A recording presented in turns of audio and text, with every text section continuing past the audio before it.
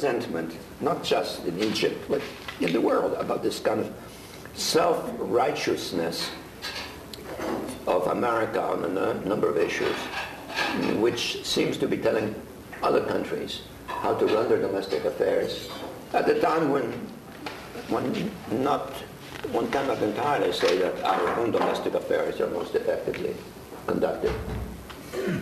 Just to follow briefly, is there a risk that if any of these institutes try to help organize or make these movements more cohesive, that it just makes it easier for the Mubarak regime to say, aha, here's proof that this is foreign interference, that these protesters are tools of outside forces?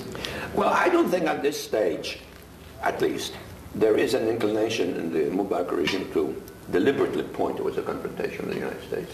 I mean, they know they have a problem in their hands. I mean, not all of them are, so to speak, evil-minded tyrants who just want to establish a tyranny as soon as possible, reestablish it.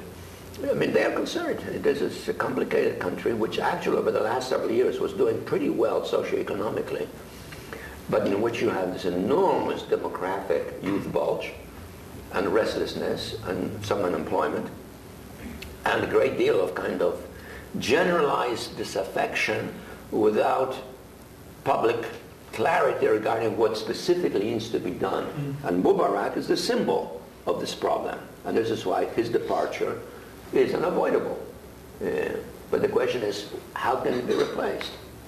With what? The only organized political party right now is the one that's not legal, but exists. And we know what it is. There are no other political parties, really. There is the official political party, but that's like the Communist Party, let's say, in Poland. Once the lid was off, people were, crowding at the doors to get out of it.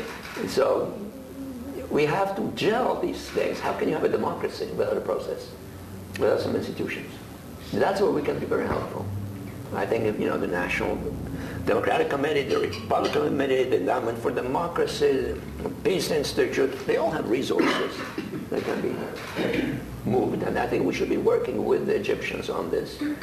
We're not dealing with stupid people. I know Suleiman. He cannot, I don't think, be the next president because there would be too much continuity. But he's not a stupid guy. The army is a professional institution, respected in the country. Let's avoid a situation in which it fires in the crowds.